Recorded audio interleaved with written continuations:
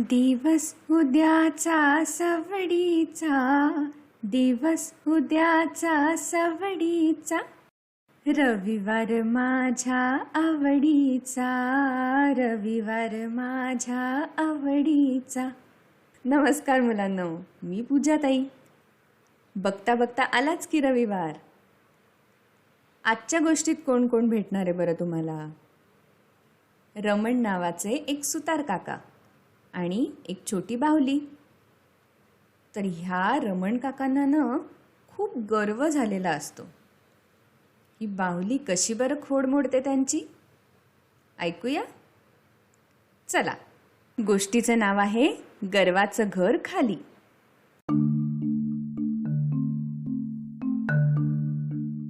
फार फार वर्षांपूर्वीची गोष्ट. एका समुद्र किनाऱ्यावरच्या टुमदार खेड्यात घडलेली. त्या गावात राहत होता रमण. तो होता एक खूपच छान सुतार. सुतार म्हणजे सगळी लाकडाची कामं करून देणारे काका. आणि त्याबरोबरच तो एक चांगला कलाकार पण होता. लोक त्याला जे काही बनवून द्यायला सांगायचे ना, तो ते इतकं सुंदर बनवायचा की बघतच राहावं. वेगवेगळ्या देवांच्या, माणसांच्या लाकडी मूर्ती तर अगदी हुबेहूब बनवायचा. सगळ्यांना अगदी कौतुक वाटायचं. आजूबाजूच्या गावातली लोक काही सुतारकाम असलं की फक्त त्याच्याकडेच जायचे. पण ह्या सगळ्यांनी रमणला खूपच गर्व झाला होता. त्याला असं वाटायचं की मीच सगळ्यात छान सुतार आहे. माझ्याशिवाय एवढं चांगलं काम कुणीच करू शकत नाही. आणि त्यामुळे तो एकदम तोऱ्यात वागायला लागला होता. म्हणायचा, आता देव बाप्पाला सुद्धा इतकं छान जमणार नाही करायला. हे सगळं ढगांच्या मागून देव बाप्पा बघत होता आणि हसत होता. पण बाप्पानी ठरवलं, या रमणला आपल्याला धडा शिकवायलाच पाहिजे. त्याने एक विचार केला आणि पुन्हा एकदा हसून कामाला लागला. पुढे काय झालं? 2-3 दिवसांनी रमणकडे एक लहान मुलगी आपल्या आईबाबांबरोबर आली. तिला एक लाकडी बाहुली खेळायला पाहिजे होती. रमणला तिने सांगितलं की बाहुली कशी पाहिजे ते. नाजूक नाक, मोठे डोळे, केस मात्र छोटे. हे सांगितल्यावर रमण गर्वाने म्हणाला, छ्या, एवढंच? मला काही वेळ लागणार नाहीये एवढीशी ती बाहुली करायला. अशी होईल माझ्या हातून, तू ये थोड्या वेळाने. असं म्हणून रमणने हत्यारं घेतली आणि खाली मान घालून लाकूड घोटायला लागला. ते मनासारखे छान गुळगुळीत झाल्यावर त्याने हातात हातोडा आणि चिन्नी घेतली आणि तो बाहुली तयार करू लागला. जाणारे येणारे लोक त्याला कुतूहलाने विचारायला लागले, आज काय विशेष चाललंय? पण तो त्यांच्याकडे ढुंकूनही बघायचं नाही. तर पहिल्यांदा रमणने बाहुलीचं डोकं बनवायला सुरुवात केली. त्याच्यावर केस कोरले आणि काय आश्चर्य, समुद्रावरून येणाऱ्या वाऱ्यावर ते केस अगदी भुरभुर उडू लागले. रमण एकदम आश्चर्यचकित झाला. त्याला वाटलं आपल्या हातात काहीतरी जादू चालीये. मग तर त्याला अजूनच स्फुरण चढलं. तो जोर जोरात बोलायला लागला, बघितलं का, काय मस्त बाहुली तयार करतोय मी. आहे का कोणी माझ्यासारखं? हे बोलता बोलताच त्याने डोळे कोरले आणि ते कोरले मात्र एखाद्या खट्ट्याळ मुलासारखे त्याच्याकडे रोखून बघायला लागले. रमण ते पाहून जोरात ओरडला, अरे वा, मी एवढं तुला तयार करतोय आणि मलाच अशी बघतेस? पण बाहुली त्याला तशीच बघत राहिली. मग त्याने नाक कोरलं आणि काय झालं माहितीये? ते इतकं वाढत वाढत लांब गेलं की त्याला कसं थांबवावं तेच कळेना. रमणने थोडा हातोडा वापरून ते नाक कमी केलं की परत आपलं वाढायचं. अरे बापरे, हे काय होतंय सगळं?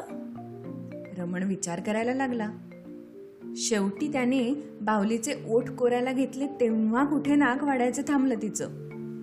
आणि उलट आता बाहुलीने छान श्वास घ्यायला सुरुवात केली की रमणला तर विश्वासच बसत नव्हता हे सगळं चाललंय काय? त्यांनी अगदी कौशल्याने बाहुलीचे दात आणि जीभ पण कोरली. तर काय, ही बाहुली तर खदा खदा हसू लागली. रमण चांगला रागवला तिला. एवढं हसायला काय झालंय? एकदम शांत बस आता.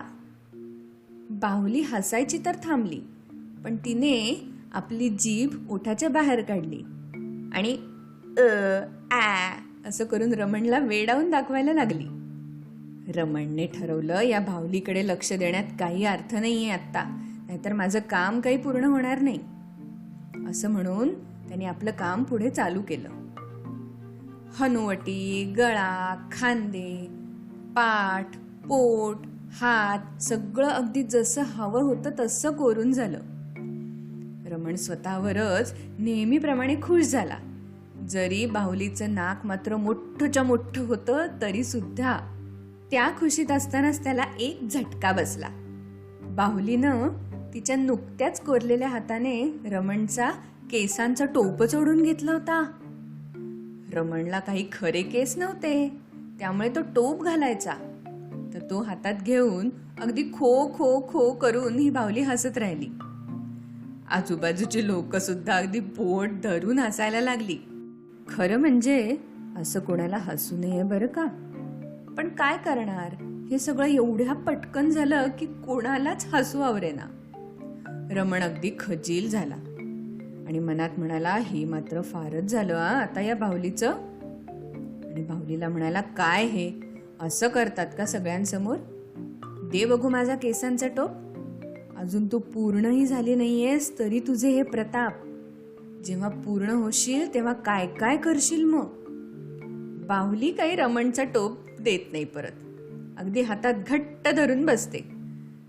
जाऊ दे असं म्हणून रमण पुढच्या कामाला लागतो. तिचे आता फक्त पाय कोरायचे राहिले होते. रमणने हातोडा आणि छिन्नी घेऊन बाहुलीचे छान पाय कोरले. पायाची बोटं, नख सगळं कच्चं अगदी मस्त झालं. बाहुली नुसती रमणकडे बघत शांत उभी होती. रमणला वाटलं, चला आमची ही बाळी शहाणी झाली म्हणायची. त्याने असं म्हणत म्हणतच खाली वाकून बाहुलीच्या गुडघ्यांमध्ये जरा बाक दिला आणि अगदी ताठ उभी राहिलेली बाहुली चक्क चालायला लागली. आणि जरा वेळात तर त्या समुद्र किनाऱ्यावर जोरात पळू लागली की. रमणला तर हे सगळं अगदी अद्भुतच वाटत होतं. एवढा गर्वाने तो सगळ्यांकडे मान उंच करून बघत होता. आणि तेवढ्यात ती छोटी मुलगी तिची बाहुली तयार झालीये का हे बघायला आली. तिनं विचारलं, रमण काका माझी बाहुली कुठे आहे? आता मात्र रमण घाबरला. ही बाहुली गेली कुठे म्हणून तो पण पळायला लागला. बाहुली मात्र कुणाच्याही हातात येत नव्हती. सगळ्यांच्या पायांमधून अगदी पसार झाली होती कुठच्या कुठे. पळून पळून रमण खूप थकला, पण शेवटी मात्र त्याने बाहुलीला पकडलंच आणि रागवत रागवतच छोट्या मुलीपाशी तिला घेऊन आला. बाहुलीला बघताच छोटी मुलगी ओरडली, अरे हे काय काका, एवढं लांब नाक? त्या नाकामुळे मी तिला घेऊ पण शकणार नाही नीट. आणि ही अशीच पळत राहिली, सगळ्यांना त्रास देत राहिली तर मी खेळणार कशी तिच्याशी? मी नाही बाबा तिला घरी घेऊन जाणार काका, जोपर्यंत तुम्ही तिला नीट करत नाही. असं म्हणून ती छोटी मुलगी तिथेच बसून राहिली. रमण त्या छोट्या मुलीला समजावू लागला, पण समजावून सुद्धा ती छोटी मुलगी काही ऐकायला तयार नव्हती. रमण अगदी उदास झाला आणि शेवटी म्हणाला, मी खूप प्रयत्न केले पण ती बाहुली माझं काय ऐकायलाच तयार नाहीये. त्यावर ती छोटी मुलगी रमणला पटकन म्हणली, अहो काका, त्या बाहुलीला कानच नाहीयेत तर ती ऐकेल तरी कशी? तुम्ही कान कोरायला विसरलात वाटतं. मग रमणच्या डोक्यात प्रकाश पडला. अरे देवा, मी खरंच हिचे कान कोरायचे विसरलो की. गडबडीत आपल्या हातून काय काय चुका झाल्या. कसा बोलत होतो मी सगळ्यांशी, या छोट्या बाहुलीशी. अगदी देव बाप्पाला सुद्धा माझ्यासारखं छान काम करता येणार नाही असं म्हणलं होतं. पण या बाहुलीने मला मात्र चांगली अद्दल घडवली. त्याने लगेच बाहुलीला घट्ट पकडून आधी तिचे कान कोरले आणि मग तिला म्हटलं, तुझ्यामुळे आज मला कळलं की असं तोऱ्यात वागलं, मलाच सगळ्यांपेक्षा जास्ती छान येतं असं म्हटलं की कशी शिक्षा मिळते. मी नाही वागणार असा इथून पुढे कोणाशी आणि माझं काम अगदी मन लावून करेन. इकडे ढगामागून देवबाप्पा अगदी खुदू हसत होता आणि बाहुलीने पण त्याच्याकडे बघून डोळे मिचकावले. आवडली का आजची गोष्ट?